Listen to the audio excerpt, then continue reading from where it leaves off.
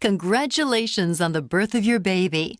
We know this is an exciting time for you with many, many new things to learn, including breastfeeding. To make this easier, we want to share some basic tips with you. Breastfeeding can contribute to a healthier future for both you and your baby. If it's one thing you'll be doing more than anything else during the first months of motherhood, it's feeding your baby. Just like during pregnancy, your body is designed to meet your baby's needs, and your baby is born expecting the milk that your body naturally provides. Research shows that mother's milk is much more than food. It contains ingredients important to health that babies just can't get anywhere else. The American Academy of Pediatrics recommends mother's milk as the preferred feeding for all infants, including premature and sick newborns, with only rare exceptions, and breastfeeding should begin as soon as possible after birth. Usually, if baby and mom are not separated and he is on her chest, in less than an hour's time, that little head starts bobbing around looking for the breast. Like anything else, breastfeeding takes practice, and it can be very helpful to have assistance from someone trained and knowledgeable about breastfeeding. And the more you do it, the more comfortable you'll become. The mechanics were awkward initially, but it really got easier with each breastfeeding time, which occurs quite frequently. Initially, I needed help from both my husband and the lactation consultants, and now I'm to the point that I can do it on my own. At first, your breast will produce colostrum, the first milk. This is loaded with the food your baby needs and antibodies to fight infections. Some call colostrum baby's first immunization. After a few days, as your baby begins to need more, your breasts begin to make more milk. As long as your baby's torso and hips are pressed against your body and baby's chin or cheeks are touching your breast, your baby knows to open wide and take the breast. This touch tells your baby what to do. If your baby needs more help to get onto the breast, you can shape your breast into an oval with fingers running parallel to the baby's lips. This can help baby get a bigger mouthful, which can make breastfeeding more comfortable.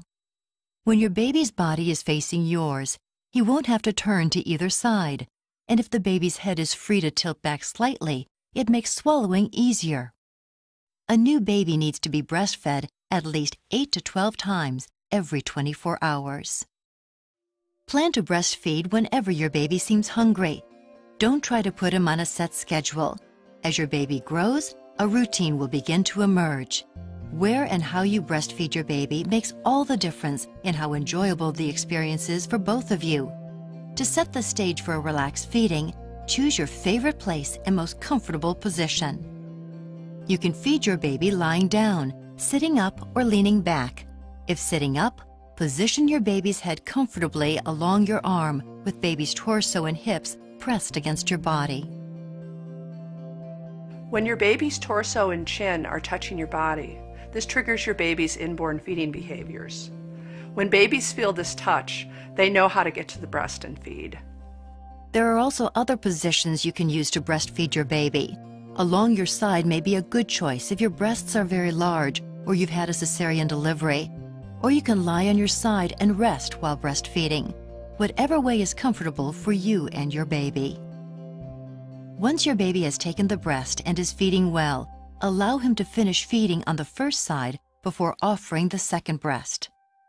After a burp or two, he may want to breastfeed on the second breast if he's still hungry. Most babies want one breast at some feedings and both breasts at some feedings. Follow your baby's lead. One of the easiest and most relaxing ways is called laid-back breastfeeding. You can do this at home on a couch, bed, or recliner. Or you can do it when you're out by simply moving your hips forward in your chair and leaning back. First, lean back and get comfortable. Then, put your baby face down on your body with your breast accessible. Your baby's born knowing how to get to the breast and take it. In this position, your body supports your baby's weight, and your arms are like a nest, and your hands are free in case you need to help your baby. Gravity keeps your baby close, and that makes it less work for you. Breastfeeding is meant to be comfortable. If it hurts, you may need to help your baby take a bigger mouthful of breast.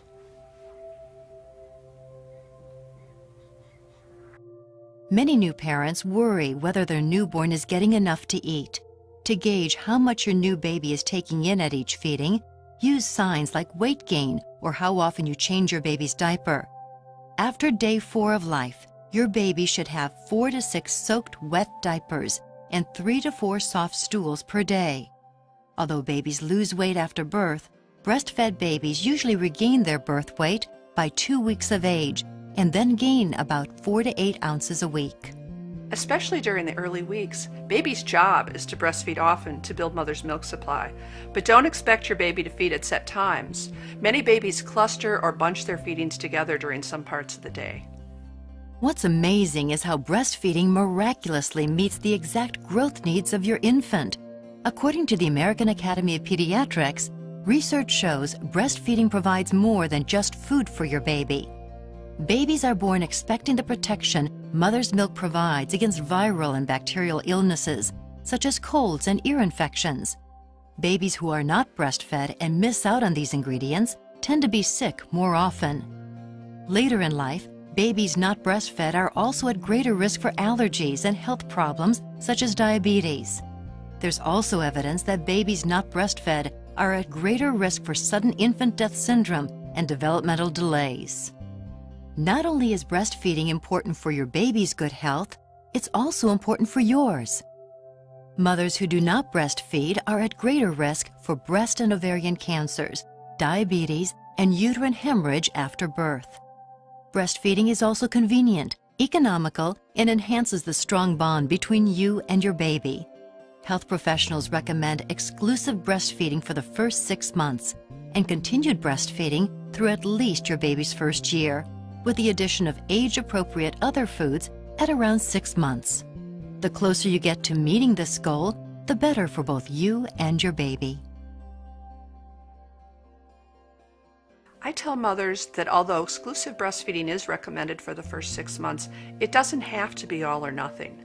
Some breastfeeding is better than none, and the more breastfeeding the better for both mothers and babies. To help you continue breastfeeding after returning to work or when you're away from your baby at feeding times, expressing your milk either by hand or with a pump is an option. You can freeze any expressed milk for later use. This makes it possible for someone else to feed your baby your milk when you're away. Some women find using a breast pump is quicker than expressing by hand. If you're a working mother, a high-quality double-breast electric pump may be a faster, more practical option. The good news is, with hand expression or the use of a breast pump, you can continue to provide breast milk for your baby as long as you want. And unlike so much that is considered best for your baby, in this instance, the best is yours to give.